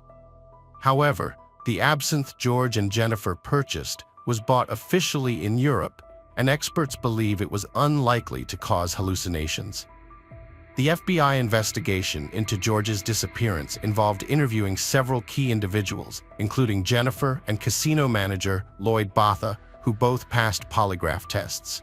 Josh Askin failed his polygraph test, which may indicate that he was hiding something, but it could also be due to the interrogation tactics used. A videotape showing 3 men, including Russians, joking about George's disappearance was found, with one of them saying, "We gave him a lesson in paragliding without a parachute," which could be a hint about what happened to George. In 2009, 4 men, including Greg, Zach, Rostislav, and Josh Askin, were interviewed by the FBI as witnesses. Zach Rosenberg and Josh Askin refused to give direct answers, citing the Fifth Amendment, and their testimony remained ambiguous. The George Smith investigation was influenced by Greg Rosenberg's testimony, who claimed that he and others ordered food to their cabin that night, which would have provided an alibi for the Russian men. However, there are contradictions to this claim, as ship records do not support the order, and the cabin's delivery service was blocked the day before. Furthermore, the staff was instructed not to provide service to them that night. Greg Rosenberg's account of the relationship between George and Jennifer was also unclear, as he claimed it was difficult to determine due to heavy alcohol consumption. He emphasized that everyone in the group was highly intoxicated, making it impossible to draw conclusions about their relationship. However, there are contradictions in Greg's testimony, as Josh Askin stated that Greg left the cabin after ordering food, which Greg denied. These contradictions added complexity to the investigation, requiring further verification and fact-finding. Greg claimed that he had no information about Jennifer or Lloyd Botha's involvement in George's disappearance, but believed that the event was not accidental. He hinted that something significant happened that night that would eventually be revealed. Sadly, Greg Rosenberg was murdered in 2019, and his death remains unsolved, with police investigating a possible link between his murder and George's death. The Smith family persisted in demanding the truth and justice, but their efforts yielded little results. They offered a $100,000 reward for information leading to those responsible and called for a boycott of the ship owner's company, which they believed was covering up the incident. The family's relationship with Jennifer became strained as her behavior seemed suspicious, and her reluctance to share information raised concerns. She claimed to be following FBI instructions, but her decision to accept a $1 million settlement from the cruise company led the Smith family to lose faith in her and suspect that she was hiding something. The Smith family was disappointed with the Turkish authorities' investigation and felt that Jennifer was too quick to accept the offer. They believed that she was not showing the proper interest in finding out what happened to George. Jennifer claimed to remember little from that night, after 2:30 a.m., and was not aware that the liner staff had found her in the corridor and returned her to her cabin. The Turkish investigation did not satisfy the Smith family, leading them to seek the help of independent forensic scientist Henry Lee, who conducted further studies in the cabin and on the balcony that were not included in the official investigation. The investigation into George Smith's disappearance aimed to determine whether his death was a murder or an accident. Henry Lee, an expert, suggested that the balcony's height made it uncertain whether George died from a fall, and alternative scenarios, such as being pushed by someone or being in a state of insanity, could not be ruled out. Lee planned to simulate a fall from the balcony using a dummy to gather more evidence, but the cruise liner's owner refused to allow it. This decision raised suspicions among George's relatives, who believed it was an attempt to conceal the truth. The FBI conducted their own investigation, focusing on the 4 men who spent the night with George, including Josh Assen and 3 Russians. However, their testimonies were inconsistent with those of other witnesses, adding to the confusion. Despite the lengthy investigation and multiple theories, the truth behind George's disappearance remains unknown. His family continues to seek answers, suspecting foul play and initially pointing fingers at Jennifer, his new wife. However, they eventually cleared her of suspicion and received a payout from the cruise company. The family used the payout to secure the release of the investigation results, including witness statements and other evidence. Jennifer, now exonerated, dedicated herself to charity work in George's memory. Years later, Jennifer remarried, but the case remains unsolved. The FBI closed the investigation due to lack of evidence, ruling George's death an accident. The mystery surrounding his disappearance continues to haunt his family, who are still searching for the truth and a sense of closure. Hello friends, welcome to our channel. Today we're going to take a look at another horrible case with you, the case of Kat West. The case of Kat West, Kat Dawn West. Martin was born on February 15, 1975 in Davie, Florida. She grew up as an only child in a humble and modest family environment with parents Nancy and John Jonathan Martin. As a child, Kat longed for a sibling, but her mother's health issues prevented that from happening. Instead, she became extremely attached to dolls, treating them like they were alive, singing to them, and carrying them around in school. Kat was known for her beauty and outgoing personality, actively participating in sports and dance. However, during her teenage years, she began to show signs of bipolar disorder, which included depression and anxiety, followed by periods of extreme happiness and restlessness. Unfortunately, her parents didn't realize what was happening until later. By that time, Kat had started using alcohol to cope with her emotions. It wasn't until she received treatment for alcoholism that the underlying cause of her problems was discovered. In her 20s, Kat overcame her addiction to alcohol, but managing her bipolar disorder was more difficult.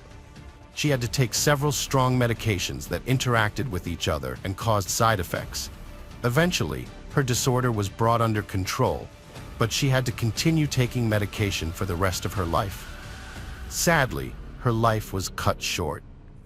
Kat dreamed of a traditional life with a husband, children, and a family, but her personal struggles with a psychological disorder and alcohol issues made it challenging. Despite these difficulties, she was a popular and lively person who loved being the center of attention. Kat had aspirations to become a model and would attend castings, trying out different looks.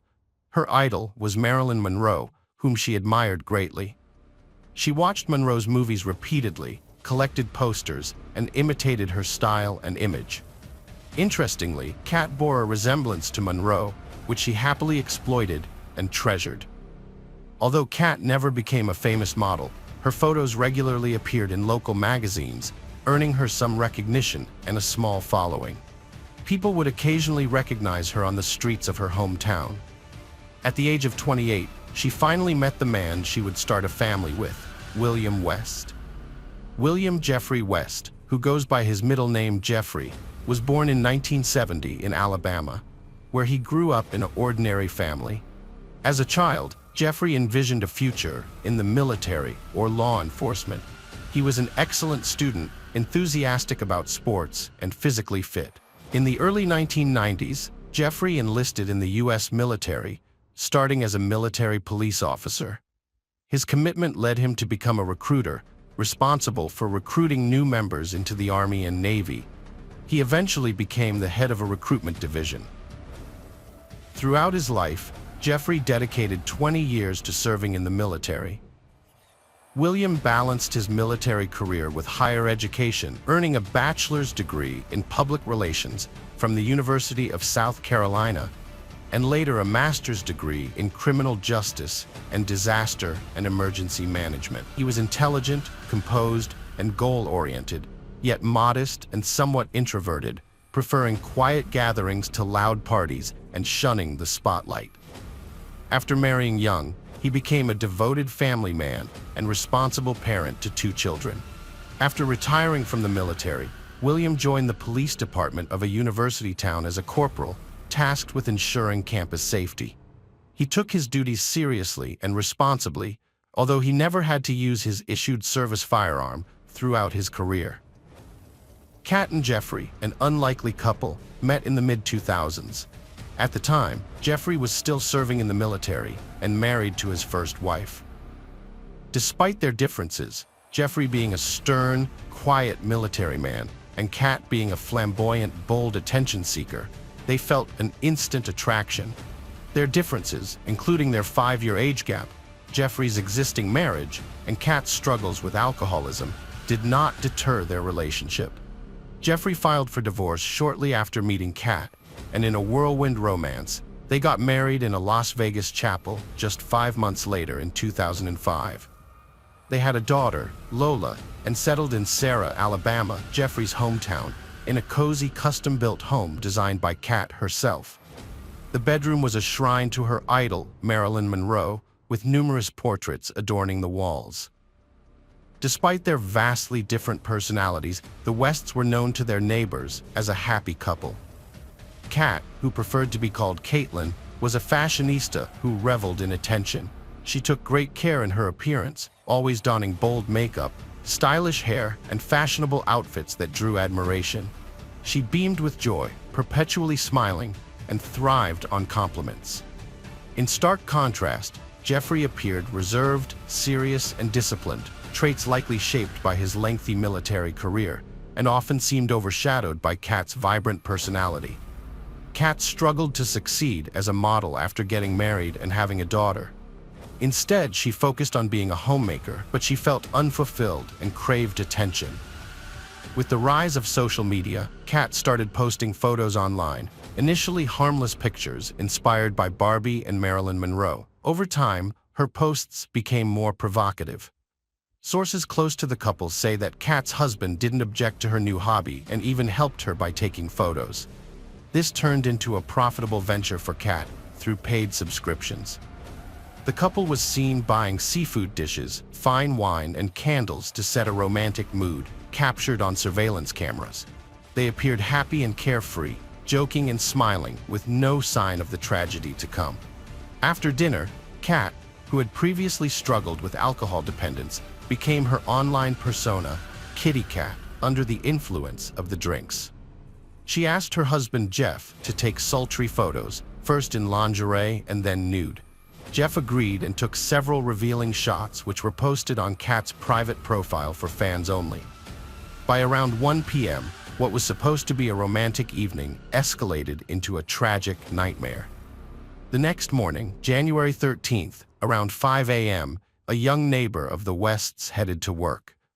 Although the sun hadn't risen, it was light enough outside for her to notice something unusual as she passed the Wests' house. At first, she wasn't sure what she was seeing, but as she slowed down, she realized with horror that an almost fully naked woman was lying motionless on the road. A woman witnessed someone standing on the doorstep of a house, but they vanished when they saw her. She couldn't determine if they entered the house or fled down the street. She was startled and uncertain, so she didn't approach the body right away. Instead, she went home, informed her parents, and together they called emergency services to report their discovery. At the operator's request, the family returned to the scene and examined the body. They identified it as Mrs. West, but unfortunately there was no pulse. Her body was cold, and rigor mortis had set in. Mrs. West's body lay face down on the sidewalk, wearing only a pink bra top. A blood-stained pool had formed beneath her head, and a bottle of absinthe with bloodstains was nearby. Her damaged smartphone lay a short distance away. Since the area was quiet and residential, there were no other witnesses that night. This left a mystery about what happened between 8:30 p.m., when the West's car was last seen, and 5 a.m., when the body was discovered. The only person who might know what happened is Mr. West, but is he hiding something? Detective Michael Melhoff was one of the first to arrive at the scene of the crime. He went to the house where her body was found and spoke to the man who answered the door. The man appeared anxious but claimed he didn't know what was going on. When the detective asked him where his wife was, the man said he had just woken up and couldn't find her in bed. The detective then asked the man to step outside, where he told him that her body had been found nearby, identified by neighbors as Cat West. The man put on a jacket and followed the detective, confirming that the body was indeed his wife. However, his reaction was surprisingly calm. He didn't rush to the body or show any signs of distress. When questioned about his actions the previous night, the man said he had slept soundly after a night of drinking. When asked what he thought might have happened to his wife, he simply shrugged and suggested it could have been an accident. The man also mentioned that his wife had bipolar disorder and struggled with alcoholism, which sometimes led to erratic behavior. He said that she would occasionally use their backyard trampoline, sometimes injuring herself when she missed it. A search of the house found no signs of a struggle or violence, but it did reveal evidence of a night of drinking, with 2 plates of leftover food, 2 glasses, and a half-empty brandy bottle on the kitchen table. The police found Jeffrey's wife's high heels under the table and her matching underwear on the floor, but some suspicious items caught their attention: blood-stained napkins in the trash and an open bottle of cleaner. Jeffrey was arrested as the main suspect that day. He told investigators that he and his wife Kat had a tumultuous evening. After a photo shoot, Jeffrey wanted to move to the bedroom for a more intimate setting. He left to take a shower and returned to find Kat still sitting at the table, drinking straight from the bottle and texting on her phone. This infuriated Jeffrey, and he asked her to put the phone away, but she refused. When he tried to take it from her, they had a small struggle, during which he accidentally elbowed her face, causing a few drops of blood to appear from her nose. Jeffrey claimed that this was the blood the police found on the napkins. He said he eventually took the phone from Kat and threw it out the door into the darkness. Then, he went to bed, thinking Kat would soon calm down and join him. He allegedly had no idea what happened next until the police knocked on his door, asking about Kat. Mr. West proposed several theories to explain his wife's disappearance and death. One possibility was that she went outside to find her phone, taking the absinthe bottle with her to finish it.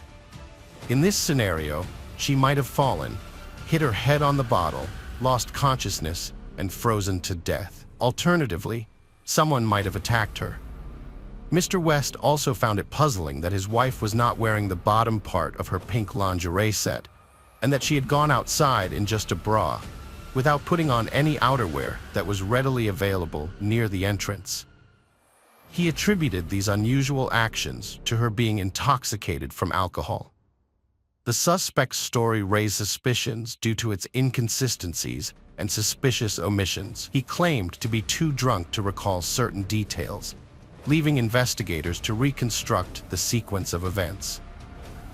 Although there were no witnesses, the evidence suggested that the 42-year-old woman died from a blow to the head, likely caused by the absinthe bottle found nearby, which was compounded by hypothermia.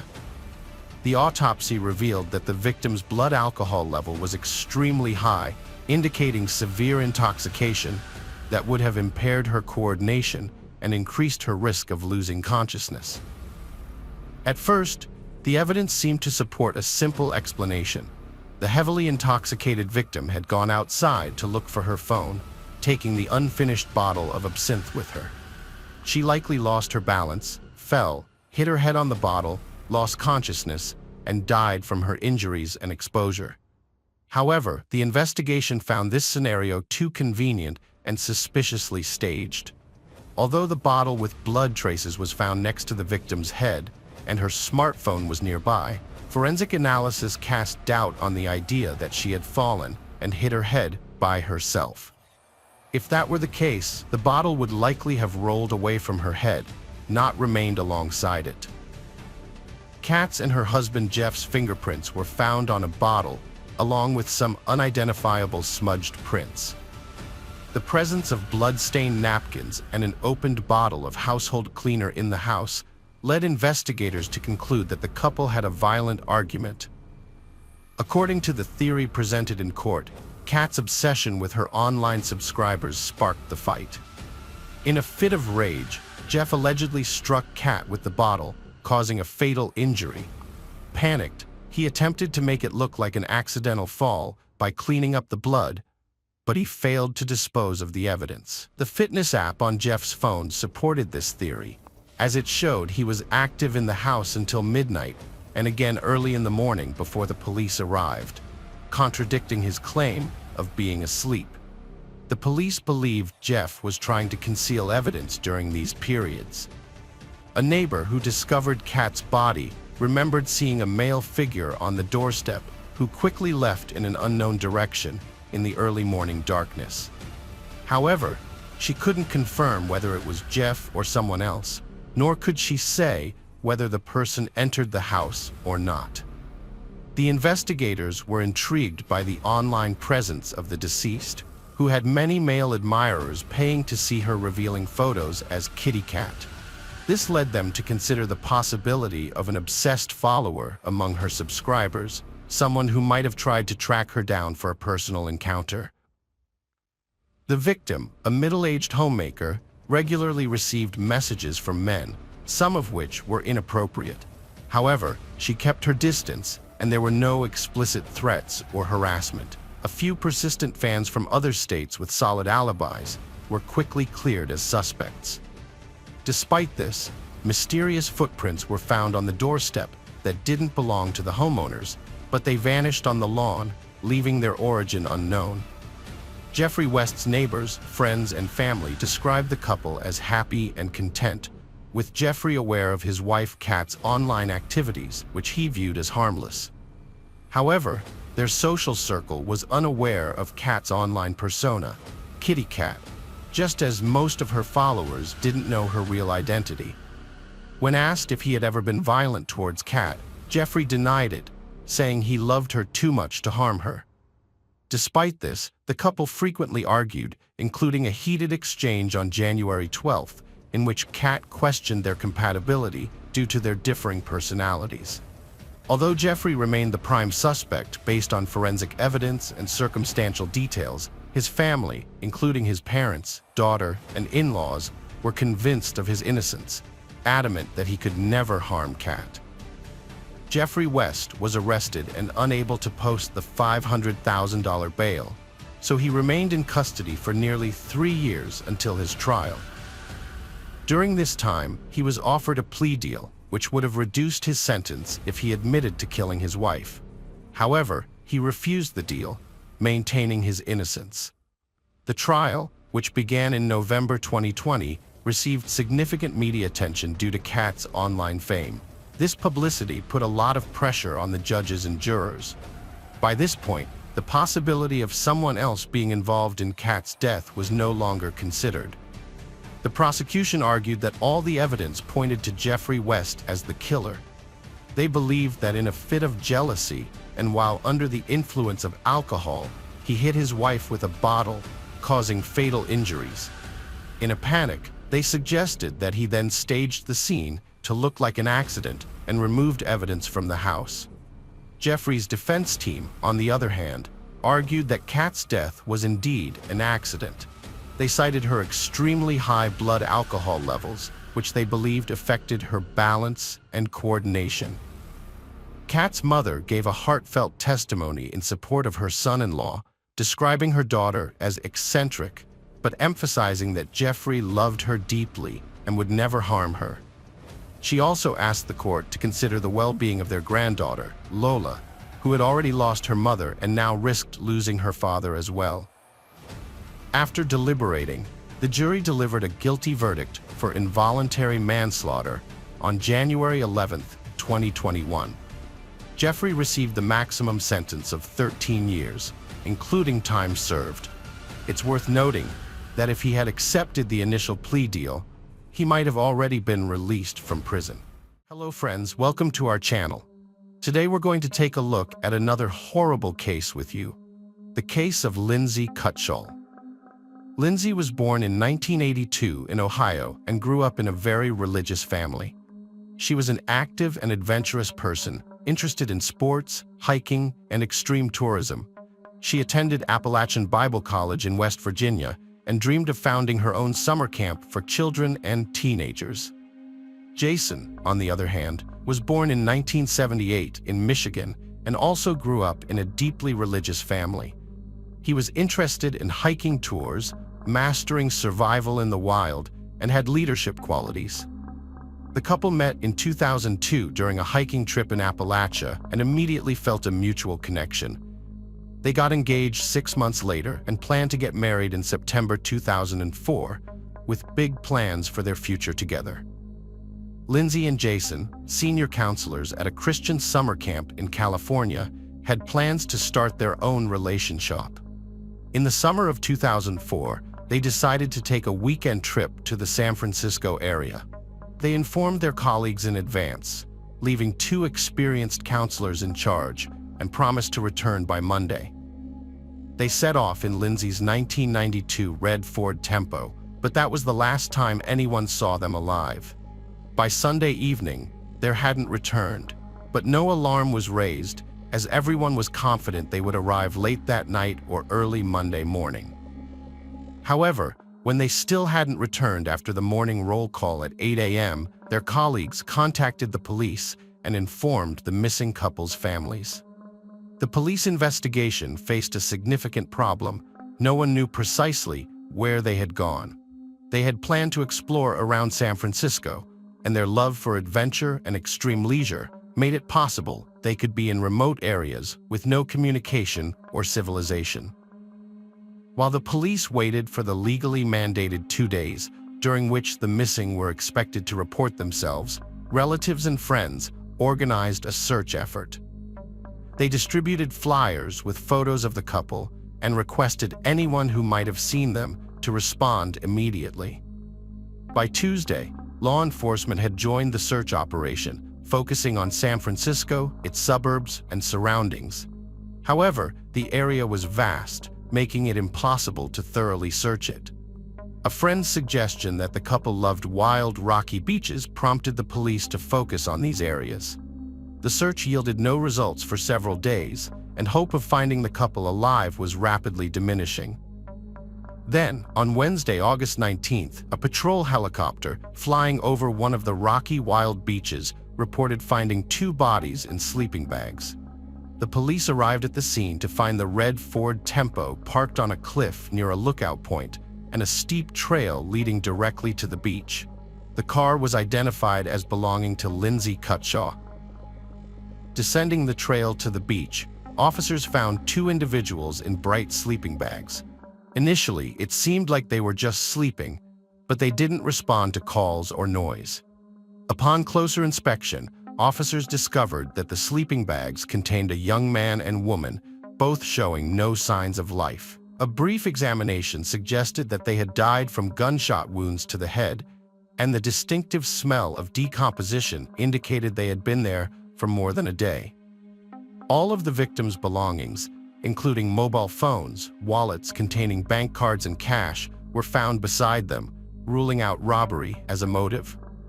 The keys to their parked car above were also visibly placed, eliminating car theft as a motive. Investigators immediately suspected that the deceased were the same young couple who had gone missing last week near San Francisco. This was later confirmed by documents found nearby, identifying them as Lindsay Cutshall and Jason Allen. The investigation revealed that the couple's bodies had no signs of physical or intimate assault, except for the gunshot wounds to the head. It appeared that Lindsay and Jason were sleeping peacefully at the time of the incident and didn't have a chance to react or defend themselves. The lack of signs of struggle or escape attempts suggested a swift and brutal act, resembling an execution or vendetta. The questions surrounding the case multiplied, but no answers were forthcoming. There were no signs of anyone else having stayed in the area, and the secluded beach was only accessible via a steep trail. Despite efforts, no shell casings were found nearby, leading investigators to theorize that the shooter either took them or threw them into the ocean. The shots had been fired at close range into the victims' heads, indicated by specific traces. An empty beer bottle from a rare brand, not commonly found in the area, was discovered a few meters from the sleeping bags. Since the victims didn't drink alcohol, it was possible that the bottle belonged to the shooter. This was considered a significant lead, although it was unclear whether it had any connection to the shooter or the crime. One theory proposed that the couple might have had a conflict with someone the day before the tragedy, and their opponent returned at night with a weapon to settle the score. Although Jason and Lindsay were very friendly with everyone, it was possible that they might have inadvertently displeased someone. The investigation considered the possibility that the shooter was intoxicated or mentally unstable. A crucial clue was found in the rare Marlin brand rifle, .45 caliber Model 18, produced in 1994, which was identified from the bullets extracted from the victims' skulls. Based on this, investigators speculated that the shooter was likely a male acting alone, possibly a hunter or firearm enthusiast. To piece together their final hours, investigators analyzed the photos they took and the guest book entries they wrote in the tourist cabin near the lookout point. They had stopped at a fishing pier about 20 miles away, which was confirmed by witness accounts and photographs. They had searched for a place to stay overnight, but found no vacancies in nearby hotels due to the peak tourist season. They then dined at a local restaurant, took a walk, and set off again in the evening. Witnesses reported that they were friendly and showed no signs of conflict. However, they had decided to camp on the prohibited beach, using their sleeping bags instead of a tent, believing they faced no threats on a warm August night. The investigation narrowed down the time frame of the crime to between 11 p.m. on Saturday and dawn on Sunday, when the couple likely went to sleep but did not survive until morning. Initially, suspicion fell on a local drifter who was seen nearby on the evening before the crime, but he was quickly cleared due to lack of evidence and DNA mismatch. The investigation into the double homicide stalled for nearly 2 years until the spring of 2006, when the police decided to release details of the weapon used in the crime and offered a $50,000 reward for any useful information. This led to around 1,000 calls, although most did not advance the investigation. However, the police became interested in 26-year-old Sean Gallen, who was pointed out by several locals. According to them, Gallen collected firearms and bladed weapons, behaved aggressively, and was frequently involved in conflicts, threatened acts of violence, and occasionally damaged other people's property. Gallen was arrested and questioned, but he had previously been on the police's radar for brawling, hooliganism, and driving under the influence of alcohol and drugs. He indeed had an impressive collection of weapons, but the specific rifle in question was not among them. Verifying his alibi from 2 years prior proved impossible, and his DNA did not match the sample found on the beer bottle at the crime scene, so Gallon had to be released. Simultaneously, another suspicious and aggressive drifter, 61-year-old Joseph Henry Burgess, came under scrutiny. He was often seen with a firearm, frightening local residents. It was discovered that in the late 1970s, Burgess lived in Canada, where he joined the Commune of the Children of God, positioning himself as a deeply religious person. However, he soon had a conflict with 2 young people that escalated into outright enmity, and a few weeks later, these individuals were found lifeless, each with several close-range gunshot wounds to the head. Notably, their bodies were also discovered on a beach in sleeping bags, seemingly taken while they slept. By the time the police arrived, Burgess had vanished, and his guilt was proven through numerous left-behind clues. However, he could not be convicted as he had fled to the USA, crossing the border illegally, and managed to evade capture for nearly a quarter of a century. Fast forward to 2017 in Forestville, California, a tragedy unfolded one night on March 14th. Gunshots rang out in the Gallon family home, prompting alarmed neighbors to immediately call the police. The victim was 35-year-old Seamus Gallon, and the perpetrator was his older brother, Sean. An argument had erupted between the siblings, during which Sean, under the influence of prohibited substances, grabbed a firearm and discharged 3 bullets into his younger brother. The police recognized the shooter's name, as Sean had previously been detained as a suspect in a double homicide on a beach, but was released due to a lack of evidence. Since then, he had been on the police's radar twice for property damage and making threats, but had only received fines. It was also discovered that the detainee was an avid hunter and had a hobby of crafting knives and other bladed weapons. Those around him described him as antisocial, aggressive, and unpredictable. After taking his brother's life, Sean attempted to flee but was almost immediately apprehended. Law enforcement reopened the case and took a closer look at a man who was a potential suspect 13 years earlier.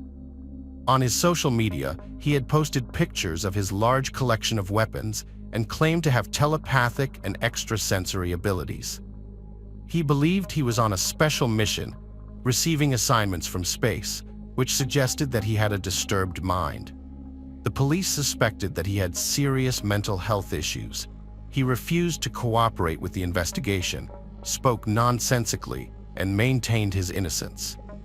However, when detectives checked the personal messages on his deceased brother's social media page, they found something interesting.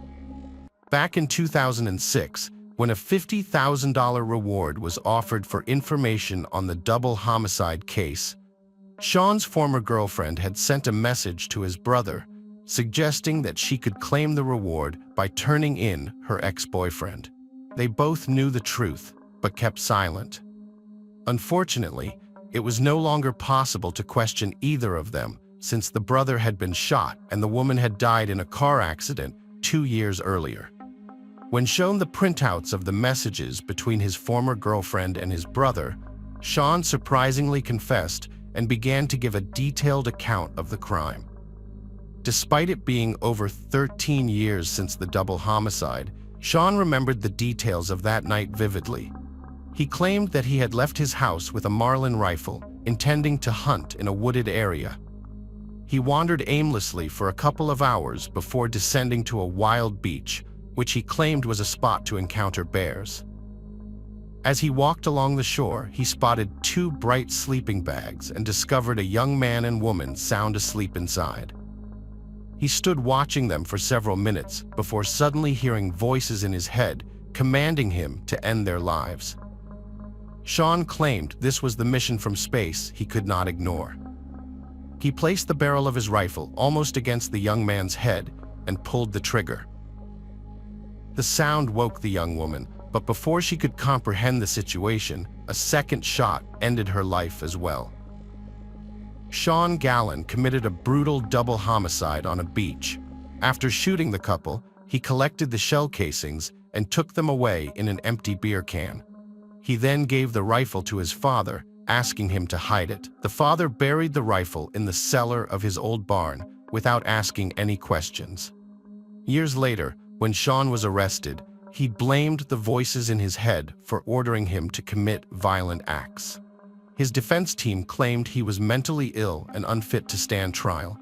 However, a forensic psychiatric evaluation revealed that although Sean suffered from mental disorders exacerbated by substance abuse, he had deliberately planned and executed the crime. The evaluation showed that Sean was fully aware of his actions and had taken steps to cover his tracks and avoid police detection. This included killing the young man first, knowing the woman would be unable to resist, and taking the casings with him to hide evidence. What was surprising was that Sean's family members and former girlfriend had suspected or known about his involvement in the crime, but none of them had reported him to the police. Sean was eventually tried and sentenced to 2 consecutive life terms without parole, plus an additional 94 years for killing his own brother in 2017. He is currently serving his sentence in a special prison unit for dangerous inmates with mental disorders, where he is kept under close surveillance due to his aggressive behavior and claims of hearing voices. The motive behind the double homicide was never established, with Sean simply deciding to end the couple's lives because he saw them sleeping on the beach.